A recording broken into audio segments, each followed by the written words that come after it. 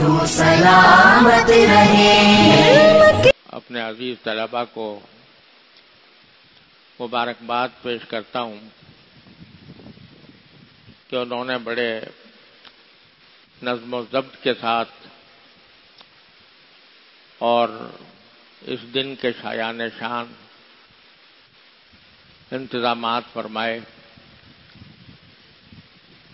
اور ایک ایسا ماحول پیدا کیا جس سے پاکستان کے ساتھ محبت، اس کے ساتھ یکسوئی اور اس کی تعمیر و ترقی کا ایک جذبہ اور بلبلہ الحمدللہ نظر آتا ہے۔ اللہ تبارک و تعالی اپنے فضل و کرم سے اس جذبے اور بلبلے کو قائم و دائم رکھے اور ہمیں اس ملک کی صحیح خدمت کرنے کی توفیق عطا فرمائے۔ ایک ایسے وقت میں ہم یہ 75واں یوم آزادی منا رہے ہیں جب ہمارا ملک مختلف سیاسی اور اقتصادی بحرانوں میں مبتلا ہے اور پاکستان کی تاریخ کچھ ایسی ہے کہ ہر کچھ عرصے کے بعد پاکستان میں ایک نیا بحران اور نیا مسئلہ پیدا ہو جاتا ہے اور یہاں کے رہنے والے اس بحران اور ان مسائل کی وجہ سے بے چین رہتے ہیں۔ آج کل بھی ہمارا کچھ یہی حال ہے،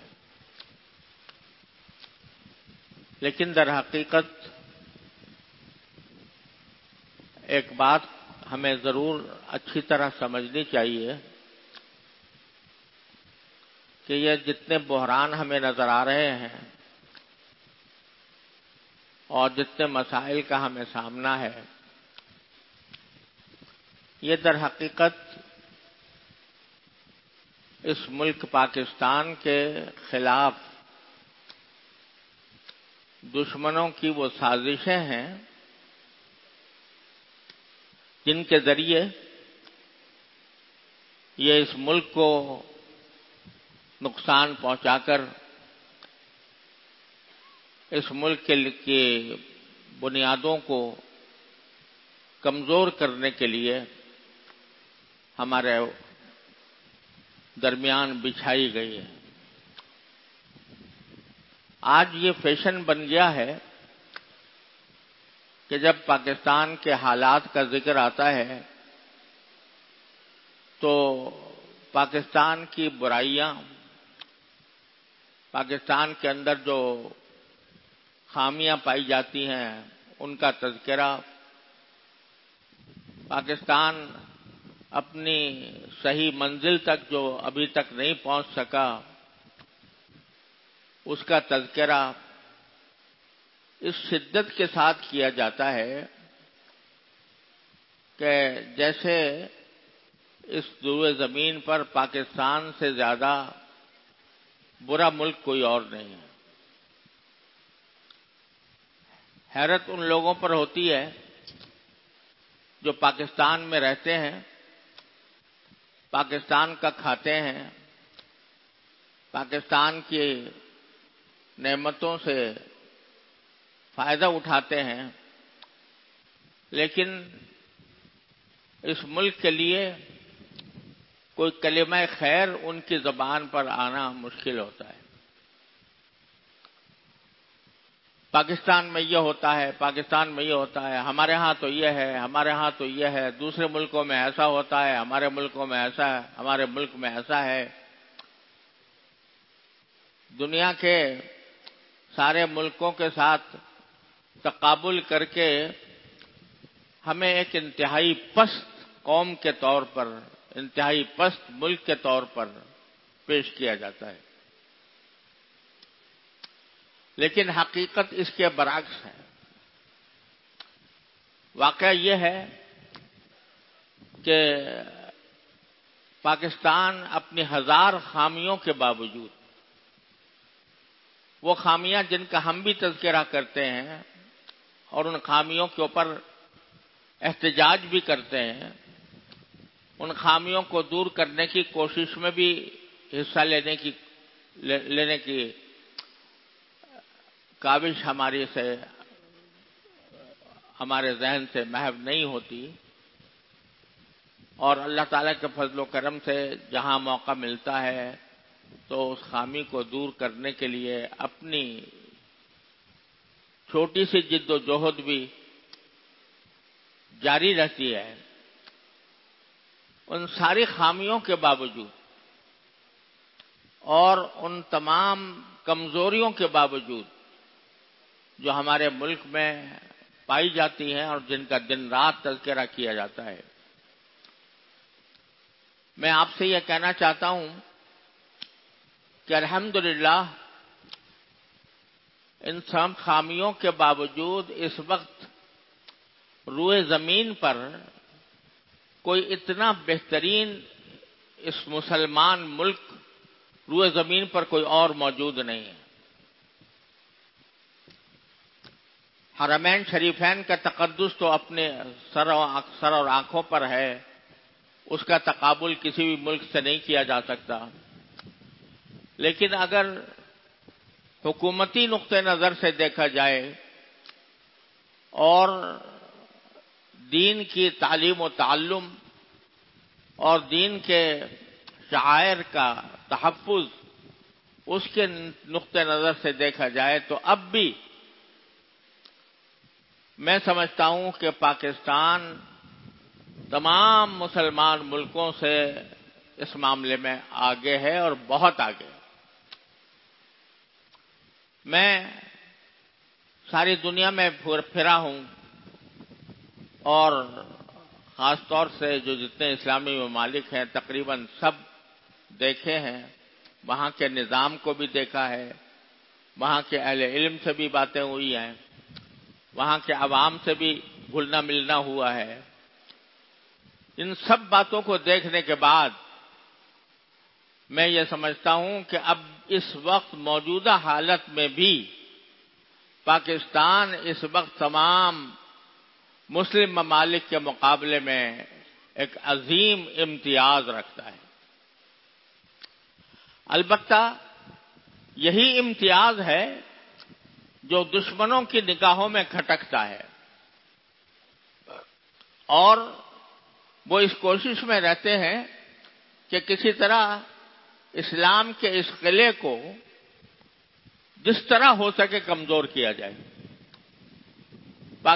مغربی طاقتوں کا اس وقت پورا عالم اسلام ایک نشانہ بنا ہوا ہے، پورا عالم اسلام، اور اس کی وجہ یہ ہے کہ ایک زمانے میں دنیا کے اندر دو سپر پاورز ہوتی تھیں، دو سپر طاقتیں کہلاتی تھیں، ایک امریکہ اور ایک روس کا سوویت یونین جو بہت ساری ریاستوں پر مشتمل تھا۔ ان دو کو دنیا کی سپر طاقتیں کہا جاتا تھا، اعلیٰ ترین طاقتیں کہا جاتا تھا۔ ایک وقت آیا کہ 70 سال تک سوویت یونین کی ریاستوں نے کمیونزم کا اور اشتراکیت کا تجربہ کرنے کے بعد انہوں نے محسوس کیا کہ ہم جس راستے پر چلے تھے وہ ترقی کا راستہ نہیں ہے، اور اس کے نتیجے میں کمیونزم فیل ہو گیا۔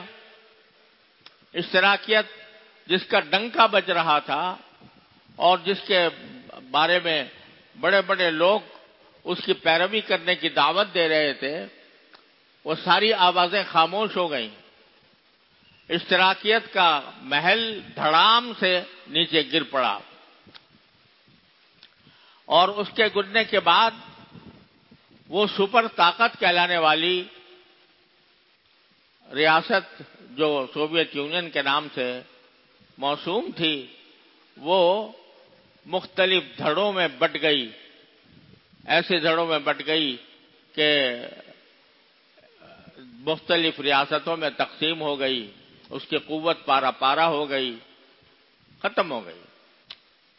اور اس میں ایک بہت بڑا سبب افغانستان کے جہاد کا بھی تھا کہ افغانستان میں جو روس کے خلاف جہاد کیا گیا اس کے بعد سے اس کا زوال کا آغاز ہوا اور وہ زوال پذیر ہو گئے۔ اب دنیا میں صرف ایک سپر طاقت باقی رہ گئی اور وہ ہے امریکہ۔ امریکہ ہی اس وقت واحد سپر طاقت سمجھا جاتا ہے جس کا کوئی مقابل نہیں ہے، مد مقابل نہیں ہے۔ لیکن امریکہ ہو یا مغربی طاقتیں ہوں، باوجود اپنے دشمن یعنی روس کو فنا کرنے کے ان کے دل و دماغ پر ایک خوف چھایا ہوا ہے، اور وہ خوف یہ ہے کہ ہم نے روس کو تو فنا کر دیا، لیکن یہ امت مسلمہ جو انڈونیشیا سے لے کر مراکش تک ایک زنجیر میں پروئی ہوئی ہے، اللہ تعالیٰ نے عالم اسلام کو کچھ اس طرح بنایا ہے کہ یہ ایک زنجیر میں پرویا ہوا ہے۔ انڈونیشیا سے اگر شروع کریں تو ہر اسلامی ملک ایک سے دوسرے سے تیسرے سے وہ ایک پورے سلسلے کے ساتھ چلا جا رہا ہے، اور یہ زنجیر انڈونیشیا سے شروع ہو کر مراکش پر ختم ہوتی ہے۔ بیچ میں کوئی دوسرا حائل نہیں ہے سوائے دو طاقتوں کے، ایک یہود اور ایک ہنود۔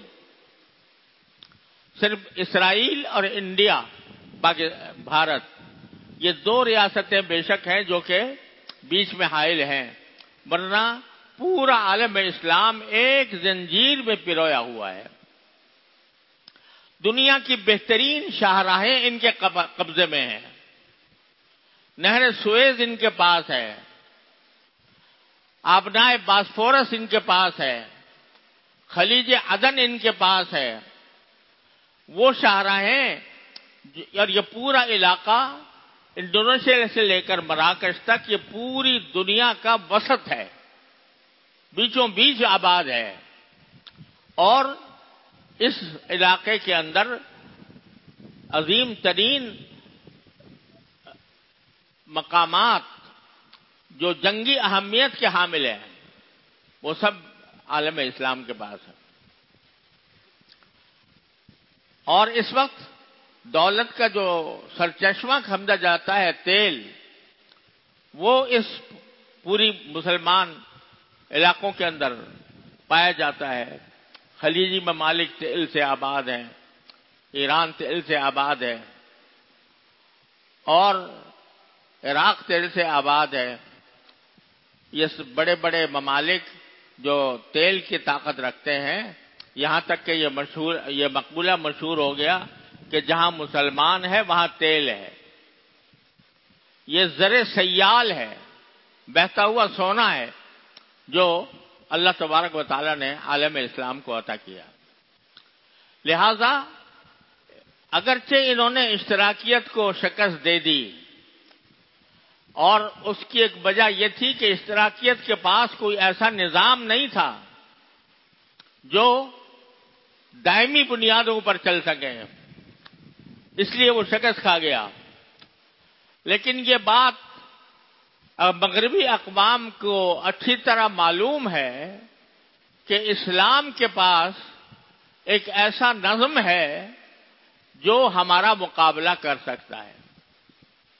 چنانچہ مجھے یاد ہے کہ جب سوویت یونین ختم ہوا تو امریکہ کا ایک مشہور ماہانہ رسالہ ہے ٹائم، جب پہلا شمارہ اس کا آیا کمیونزم کے ختم ہونے کے بعد، تو اس میں اس نے یہ دکھایا تھا کہ کمیونزم ایک قلعہ ہے بہت لمبا چوڑا، اور اس قلعے کی دیواریں گر رہی ہیں اور اس کے اوپر امریکی اثرات کے نمایاں نظر آتے ہیں.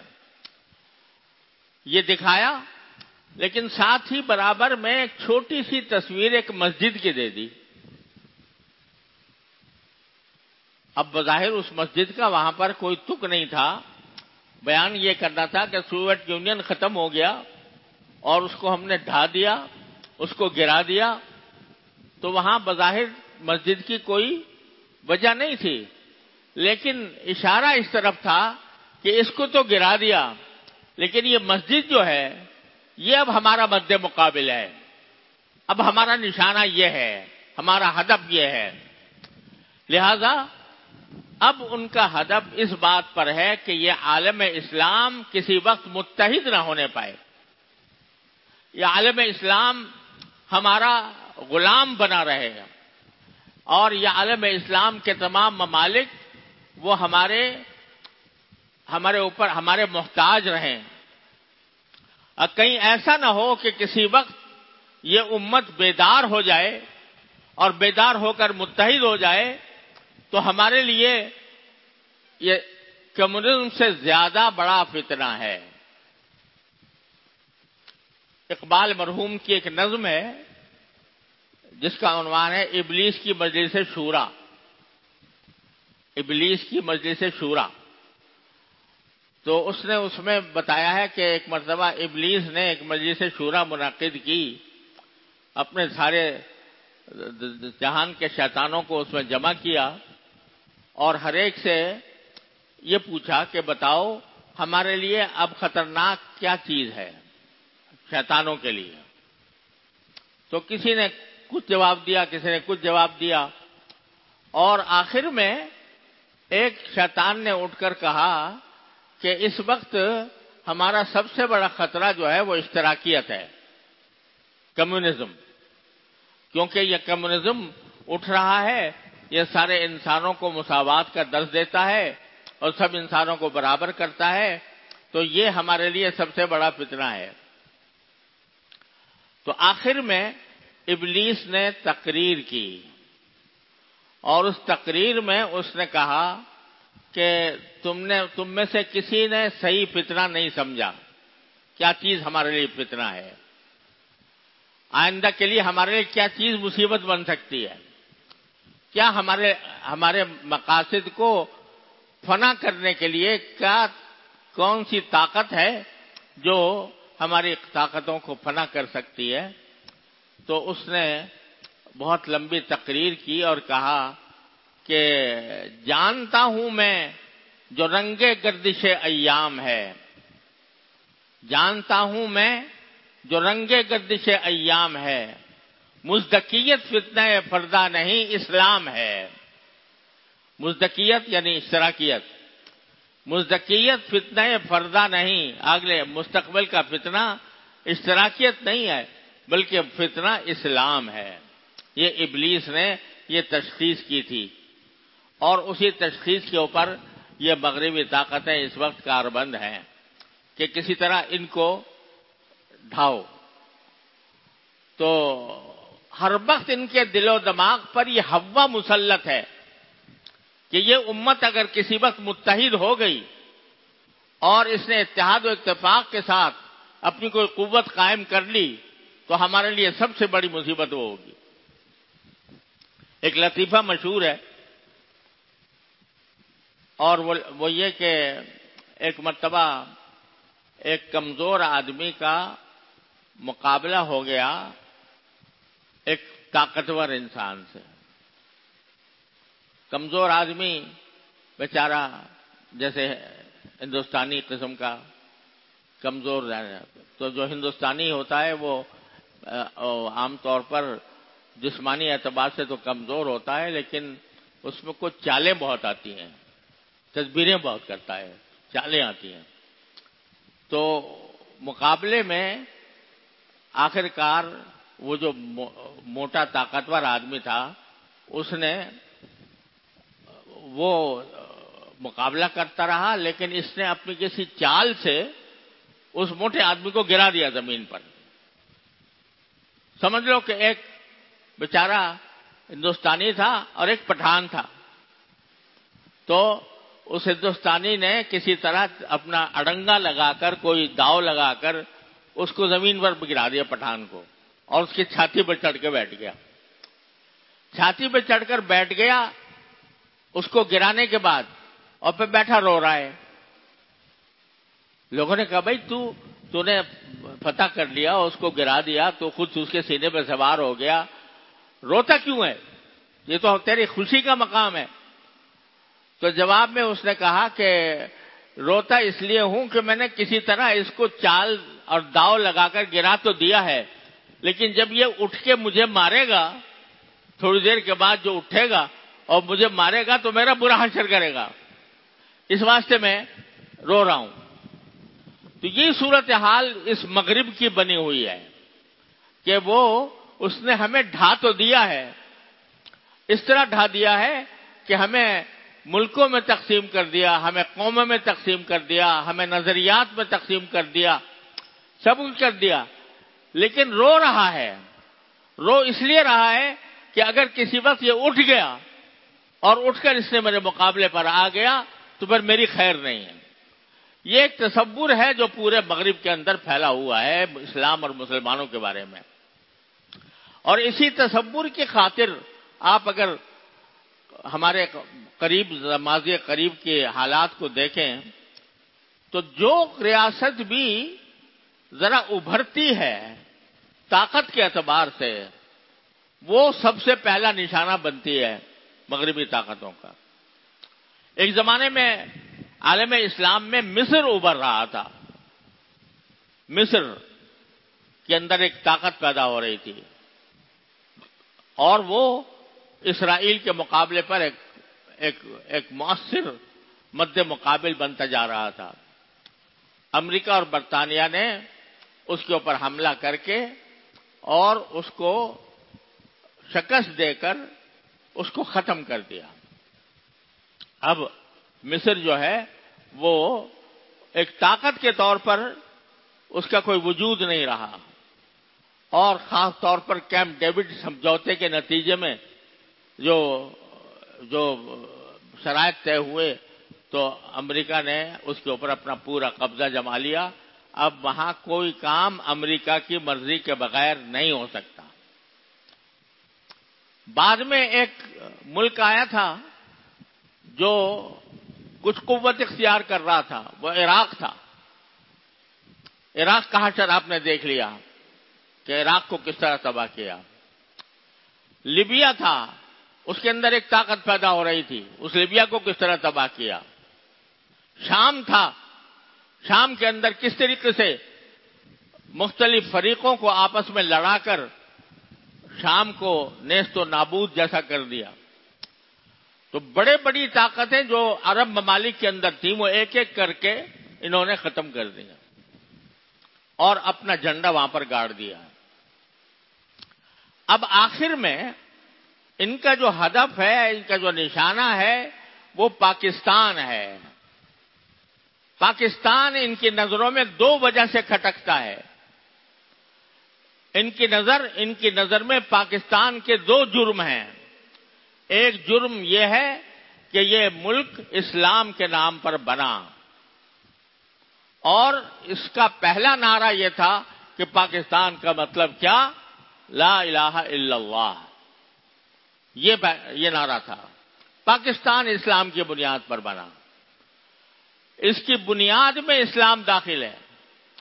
इसके बनाने वालों ने इसके लिए कुर्बानियां दी हैं, अपने खून और पसीने को बहाया है, इस इस्लाम के खातिर इस मुल्क को वजूद में लाया है। एक जुर्म तो पाकिस्तान का ये है उनकी निगाह में, और दूसरा जुर्म यह है कि यह एटमी ताकत बन गया। इसके पास एटम बम आ गया। एटमी ताकत बनने की वजह से इसके ऊपर चढ़ाई करना या इसके ऊपर हमला करना यह अब तकरीबन नामुमकिन हो गया है। एटम बम रखने के बाद, एटमी ताकत बनने के बाद ये बात तकरीबन नामुमकिन हो गई है कि कोई इसके ऊपर फौजी ताकत से हमला करके इसके ऊपर कब्जा करे। لہذا یہ بات تو ناممکن ہو گئی، لیکن مٹانا ضروری ہے، اس کو نقصان پہنچانا ضروری ہے، اس کو کمزور کرنا ضروری ہے۔ یہ ملک جو اللہ تبارک و تعالیٰ نے اپنے فضل و کرم سے ہمالیہ کے دامن میں پھیلا ہوا اتنا وسیع و عریض ملک، جس میں تمام وسائل موجود ہیں، پہاڑ اس میں ہیں، دریا اس میں ہیں، سمندر اس میں ہے، زراعت کے میدان اس میں ہیں، کھیت اس میں ہیں، باغات اس میں ہیں، صحرا اس میں ہے، قدرتی وسائل کا ایک لامتناہی ذخیرہ ہے جو اللہ تبارک و تعالیٰ نے پاکستان کو عطا فرمایا ہے۔ تو اگر پاکستان مسلمان بھی رہے اور اس کے پاس ایٹمی طاقت بھی ہو اور اس کے اپنے قدرتی وسائل بھی اتنے زیادہ ہوں تو اس سے بڑا خطرہ ان کے لیے کوئی اور نہیں ہو سکتا۔ لہذا وہ اس بات سے تو مایوس ہیں کہ ان کے اوپر فوجی طاقت کے ذریعے قبضہ کیا جائے، لیکن وہ ایک ان کا اور طریقہ ہے، وہ ہے لڑاؤ اور تقسیم کرو، ان کو آپس میں متحد نہ ہونے دو، ان کے درمیان ہمیشہ کوئی نہ کوئی تفریق کا کوئی نہ کوئی بیج بوتے رہو، کبھی فرقہ واریت کی بنیاد پر، کبھی سیاسی تفریق کی بنیاد پر، ان کو اکٹھا نہ ہونے دو، ان کو اس بات کا موقع نہ دو کہ یہ اکٹھے ہو کر اپنے ملک کی تعمیر و ترقی میں حصہ لے سکیں۔ چنانچہ اس کا نظارہ ہم آپ دیکھ رہے ہیں۔ اس وقت ملک کی جو حالت ہے، ملک دو دھڑوں میں اس طرح تقسیم ہو گئی ہے کہ ایک دوسرے کی بات سننے کا روادار نہیں، ایک دوسرے کے خلاف گالم گلوچ کا ایک بازار گرم ہے اور ایک دوسرے کے خلاف سفارہ ہیں۔ یہ حالت اس لیے یہ ویسے ہی نہیں پیدا ہو گئی، یہ پیدا کی جا رہی ہے، یہ پیدا اس لیے کی جا رہی ہے تاکہ یہ ہمارا ملک متحد نہ ہو سکے۔ بعض اوقات بڑے خوشگوار اور خوبصورت نعرے دیے جاتے ہیں، وہ نعرے ایسے ہوتے ہیں کہ جوانوں کے لیے، نوجوانوں کے لیے بڑے دلکش ہوتے ہیں، دل فریب ہوتے ہیں، اور ان دلکش اور دل فریب نعروں سے مرعوب ہو کر نوجوان ایک رخ پر چل پڑتا ہے۔ اس کو بیچارے کو یہ اندازہ نہیں ہوتا کہ یہ نعرہ کہاں سے چلا ہے اور کون اس کی رسی ہلا رہا ہے اور اس کے نتائج کیا ہونے والے ہیں۔ جذبات کا ایک سمندر ابالا جاتا ہے، اس جذبات کے سمندر کو ابال کر مسلمانوں کو آپس میں لڑانے کی کوشش کی جاتی ہے، کبھی فرقوں کے نام پر، کبھی سیاسی نظریات کے نام پر، کبھی کسی اور صوبائیت کے نام پر، کبھی دیکھو کہ یہ سندھی ہے، یہ بلوچی ہے، یہ پٹھان ہے، یہ مہاجر ہے، یہ مختلف قسم کے عنوان رکھ کر تعصبات کو ہوا دے کر تفریق پیدا کی جاتی ہے۔ آج پاکستان کی حالت آپ یہ دیکھو کہ کتنی قسم کے جماعتیں اور گروہ آپس میں برسر پیکار ہیں۔ بلوچستان میں اس میں کوئی شک نہیں ہے کہ بلوچستان میں زیادتیاں ہوئی ہیں، ناانصافیاں ہوئی ہیں، لیکن وہاں کے لوگوں کو بلوچ لبرٹی آرمی بنا کے کھڑا کر دیا کہ وہ ہم بلوچستان آزاد ہونا چاہتا ہے۔ اسی طرح پختونخوا کے اندر ایک پشتون تحریک چلی شروع کر دی ہے کہ جو پشتون کے بنیاد کے اوپر لوگوں کو جمع کرے۔ ایک عرصے سے یہاں کراچی میں مہاجر قومی موومنٹ کے نام سے الطاف حسین صاحب نے نسلیں کی نسلیں تباہ کر دیں، اسی عصبیت کی بنیاد پر۔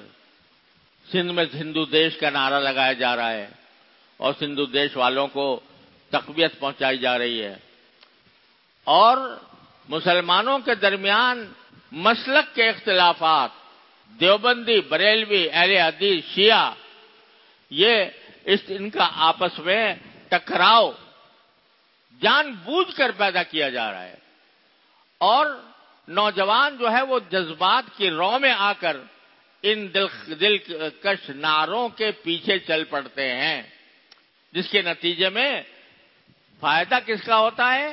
فائدہ دشمن کا ہوتا ہے، فائدہ مغربی دنیا کا ہوتا ہے، فائدہ ان لوگوں کا ہوتا ہے جو مسلمانوں کو متحد دیکھنا نہیں چاہتے۔ ان حالات سے ہم گزر رہے ہیں، لیکن اس کا جو سبق ہمیں لینا چاہیے، خاص طور سے جبکہ 75 سال ہمارے گزر چکے ہیں، ہمیں جو سبق لینا چاہیے وہ یہ کہ ہر دلکش نعرے کے پیچھے چلنے کی عادت ہم ختم کریں، جذبات کی رو میں بہنے کی عادت ختم کریں، عقل اور سمجھ سے کام لیں، دشمنوں کی چالوں کو سمجھیں، دشمنوں کی سازشوں سے خبردار رہیں۔ وہ کوئی بھی فتنہ کسی کے ہاں کھڑا کر سکتے ہیں اور کرتے رہتے ہیں۔ نوجوان کا خون گرم ہوتا ہے، اس گرم خون کو کسی مقصد کے لیے استعمال کرنے کے لیے ایک جذباتی نعرہ کافی ہوتا ہے۔ وہ جذباتی نعرہ اس کو دے دیا گیا اور وہ اس کے پیچھے چل پڑا، اور اس نے ملت کو فرقوں میں بانٹ دیا، ملت کو گروہوں میں تقسیم کر دیا، قوموں میں تقسیم کر دیا۔ آپ اگر اسلام کی تاریخ کا مطالعہ کریں تو جہاں جہاں مسلمانوں کو شکست ہوئی وہاں بنیادی سبب یہ تھا کہ مسلمانوں کے درمیان تفریق پیدا کی گئی۔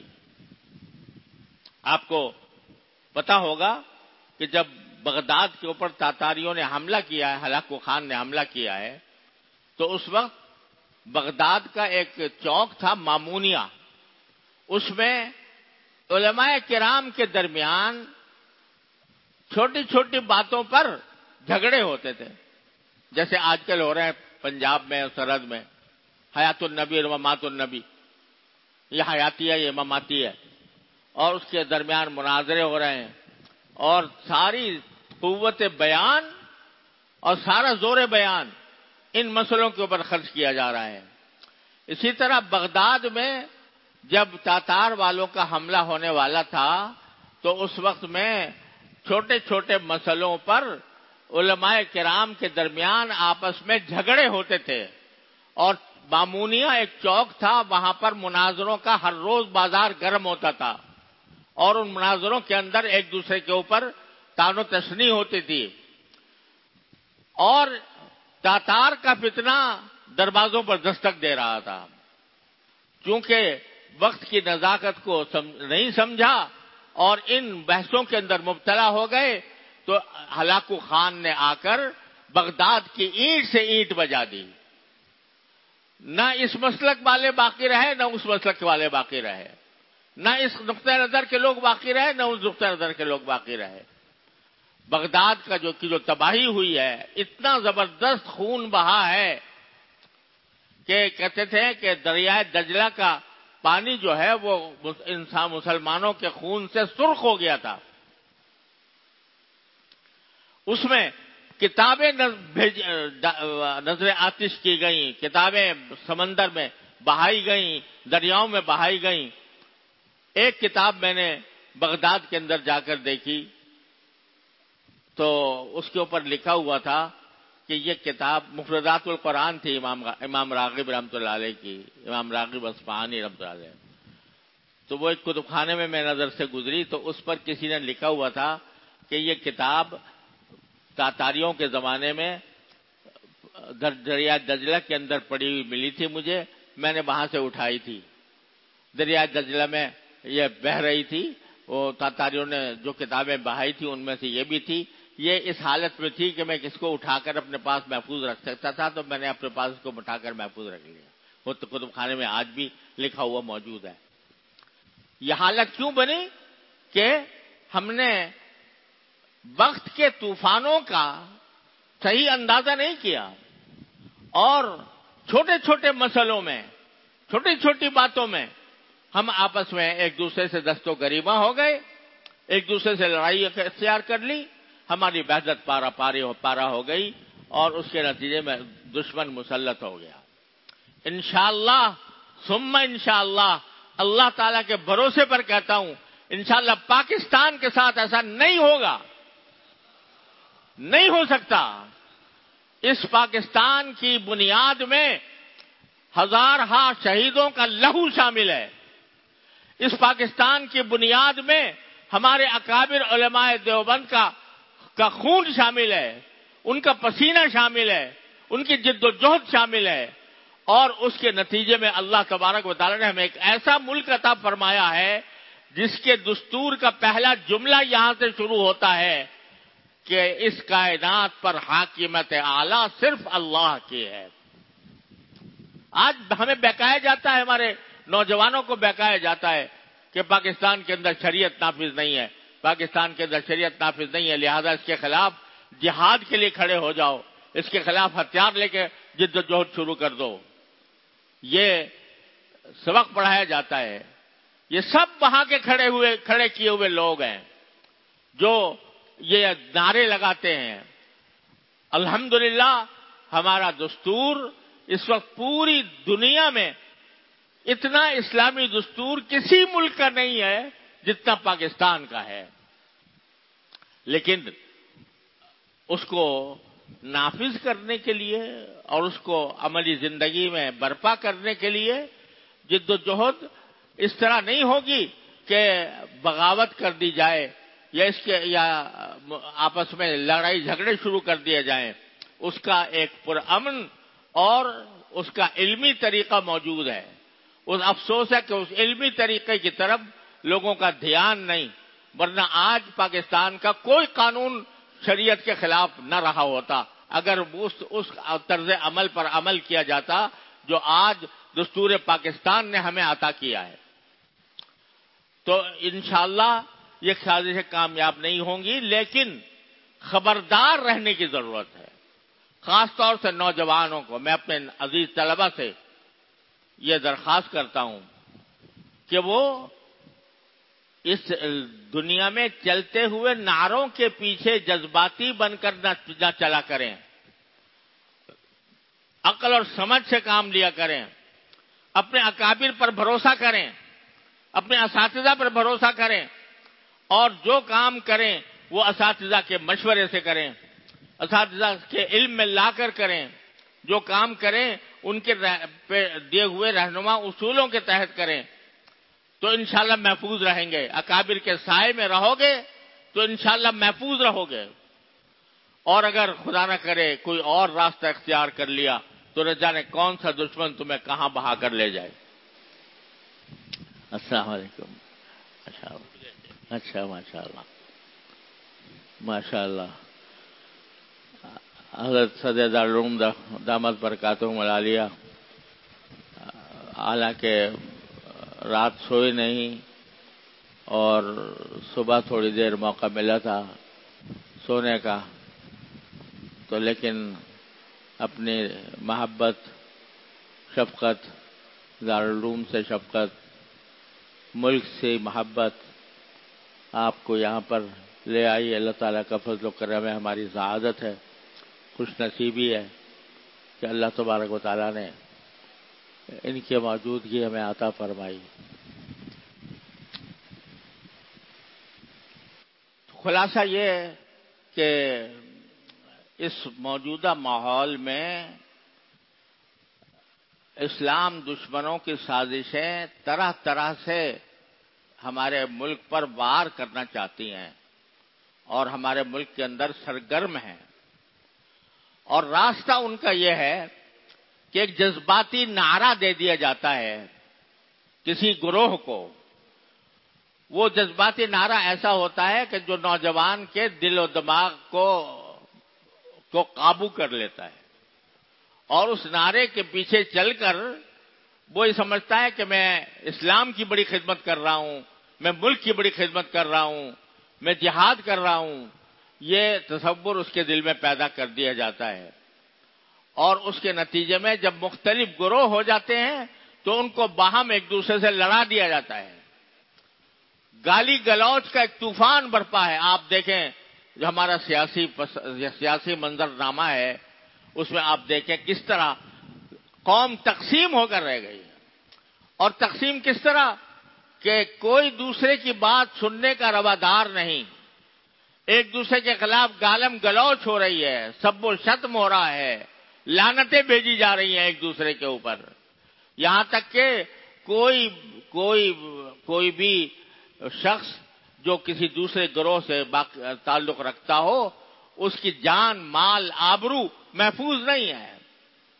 آبرو ریزی، لوگوں کے بے عزتی کرنا، ان کو ذلیل کرنا، یہ فیشن بن گیا ہے، اور اس کے نتیجے میں قوم تقسیم ہو چکی ہے۔ ابھی آپ نے دیکھا ہوگا کہ فوج کا ایک ہیلی کاپٹر گرا اور اس میں چند فوجی افسر اس میں شہید ہوئے۔ یہ ایک افسوسناک حادثہ تھا۔ انسانی طور پر بھی، اگر مسلمان بھی نہ ہو تو انسانی طور پر بھی ایک المیہ ہے، اور غیر مسلم بھی اس کے اوپر غم کا اظہار کر سکتے ہیں۔ لیکن اس کے وقت میں جو پروپیگنڈا کیا گیا وہ کس وجہ سے کہ ہم ایک خاص گروہ سے تعلق رکھتے ہیں، اور ہمارا گروہ کا عقیدہ یہ ہے کہ یہ فوج جو ہے یہ دشمن ہے پاکستان کی، لہذا وہ فوج کے خلاف ایک لامتناہی سلسلہ شروع کر دیا گیا۔ یہ کیوں؟ اس لیے کہ اگر آپ غور سے دیکھو تو اس پاکستان کے اندر جتنے ادارے تھے سارے ختم ہو چکے تقریباً، صرف ایک فوج کا ادارہ ہے جو الحمدللہ جس کا دنیا پر رعب ہے۔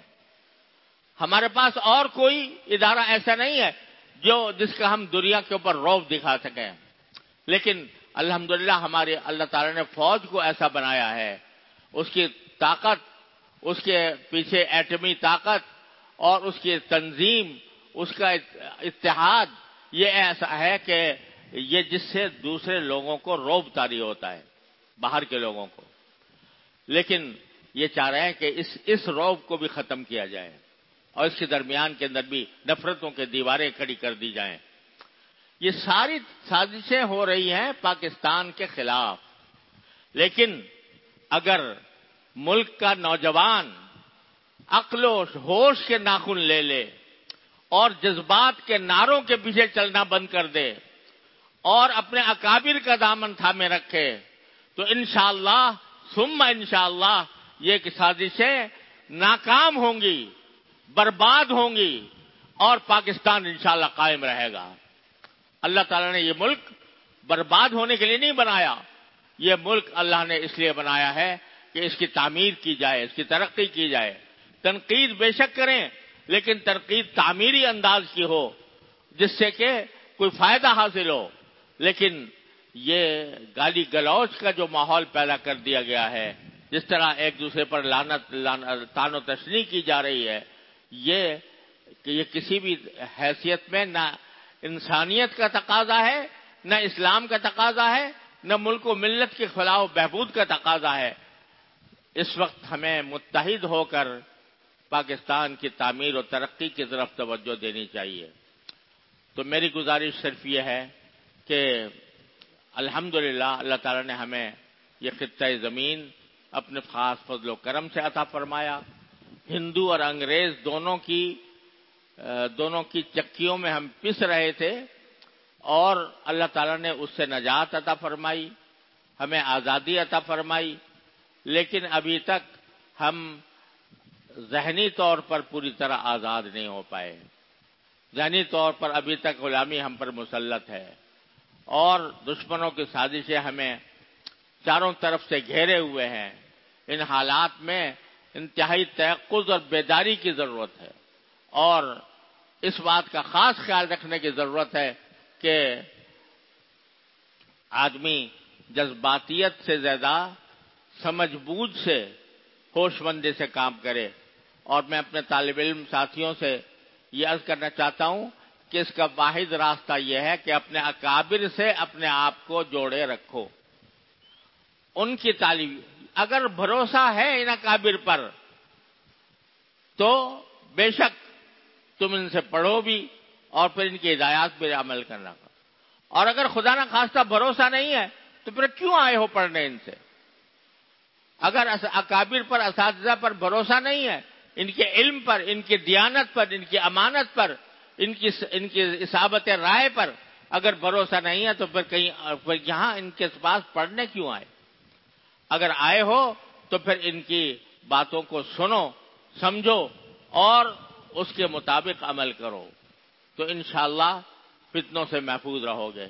اللہ تبارک و تعالیٰ اپنے فضل و کرم سے، اپنی رحمت سے ہمیں پاکستان کی تعمیر و ترقی میں اپنا حصہ ڈالنے کی توفیق عطا فرمائے، اور مغربی اور غیر اسلامی طاقتوں کی جو سازشیں ہیں اللہ تبارک و تعالی ہمیں ان سے محفوظ فرمائے۔ وآخر دعوانا ان الحمد للہ رب العالمین۔